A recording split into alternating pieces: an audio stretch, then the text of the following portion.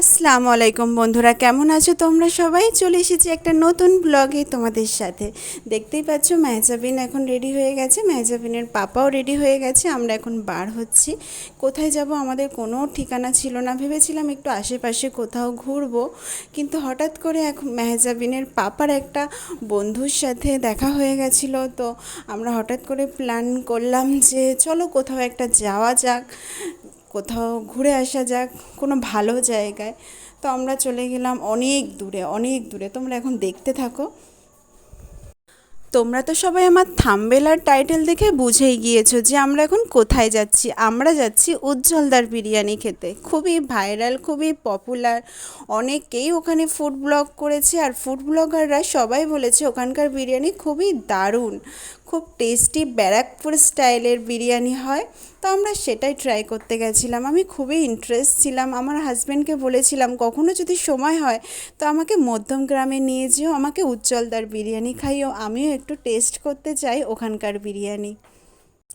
অনেকটাই দূর ছিল, এক প্রান্ত থেকে অন্য এক প্রান্ত যাওয়াটাই অনেকটাই মুশকিল। মেহজাবিন মাঝ রাস্তায় ঘুমিয়ে পড়েছিল, তার মধ্যেও আমি কিছু কিছু জায়গা তোমাদেরকে দেখাচ্ছি। তোমরা জায়গাটা দেখতে থাকো আর এনজয় করতে থাকো।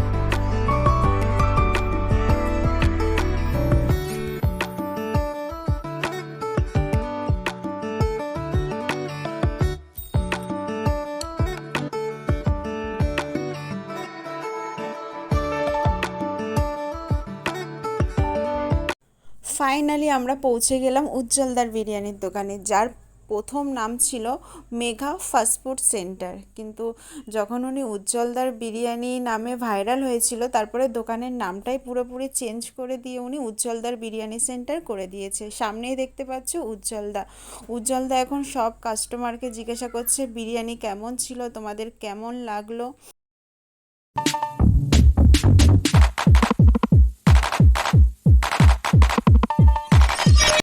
ফাইনালি সেই মোমেন্ট আমি এনজয় করছি যেখানে বিরিয়ানির হাঁড়ি কাটছে। মাটন বিরিয়ানি ছিল, দেখতেই পাচ্ছ পুরো ব্রাউন কালার আলু।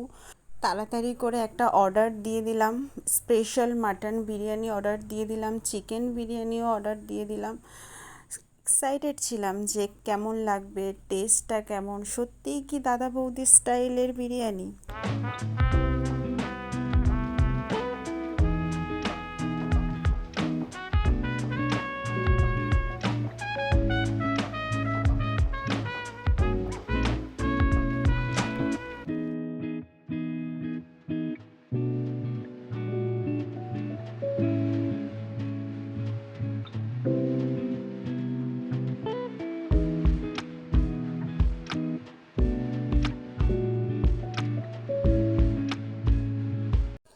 মেহজাবিনের পাপা এখন বিল পেমেন্ট করতে চলে গিয়েছে। বিল পেমেন্ট করা হয়ে গেলে আমরা এখন খেতে বসবো। আমরা খেতে বসেছিলাম ভিতরে, ভিতরে কোনো এসি ছিল না, non AC. But non AC রুমে তোমার মাটনের প্রাইস যা নিয়েছিল, এর থেকে অনেক ভালো ভালো জায়গায় আমরা মাটন বিরিয়ানি খেয়ে নিতে পারতাম। কিন্তু যাই হোক, ভাবলাম হয়তো ভালো হবে বিরিয়ানিটা, কিন্তু মুডটা তো একদমই খারাপ হয়ে গেছিলো। বিরিয়ানি একদমই বাজে ছিল। মাটনের হাঁড়ির তলাটা ধরে গেছিলো, হয়তো হাঁড়িটাই খারাপ ছিল। আমি বলবো না যে উজ্জ্বলদার বিরিয়ানিই খারাপ, হয়তো আমাদের হাঁড়িটা খারাপ ছিল, যার দরুন আমাদের বিরিয়ানিটা খারাপ পড়েছে। তো আমার পার্সোনালি একদমই ভালো লাগেনি, একদম ভালো লাগেনি। যাই হোক, ওখান থেকে এখন বেরিয়ে গেলাম, উজ্জ্বলদার সাথে একটা সেলফি নিলাম। উজ্জ্বলদাকে পার্সোনালি বললাম যে মাটন বিরিয়ানির হাঁড়িটা একটু তলা ধরে গেছিলো, তো উজ্জ্বলদা বলল নেক্সট টাইমে একটু খেয়াল রাখবে। মুডটা তো খুবই খারাপ ছিল। ওখান থেকে অনেকটা দূর থেকে অনেকটা আশা নিয়ে এসেছিলাম একটা ভালো বিরিয়ানির খোঁজে। যাই হোক, বিরিয়ানিটাই খারাপ ছিল। বন্ধুরা, রাতের এই কলকাতার ভিউটা তোমরা এনজয় করতে থাকো। আর আমাদের এই ভিডিওর মধ্যে যদি কিছু ভালো লেগে থাকে, যদি কিছু ভালো ইনফরমেশন তোমরা পেয়ে থাকো, তাহলে একটা লাইক করো, কমেন্ট করো, পারলে আমার ভিডিওটা শেয়ার করে দিও।